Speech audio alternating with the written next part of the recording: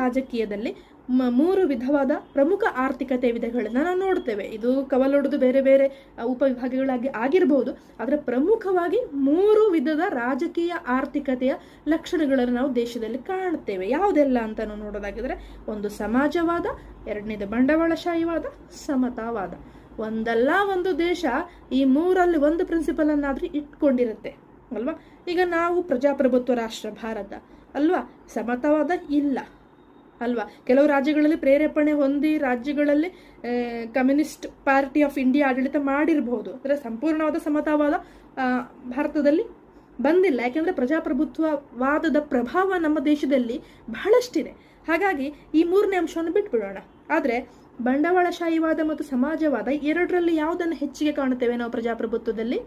ಸಮಾಜವಾದವನ್ನು ಕಾಣುತ್ತೇವೆ. ನಮ್ಮ preamble of Indian constitution ಅಲ್ಲಿ ಇದೆಯಲ್ವಾ, ಭಾರತ ಒಂದು ಸಮಾಜವಾದಿ ರಾಷ್ಟ್ರ ಅಂತ ಹೇಳಿ.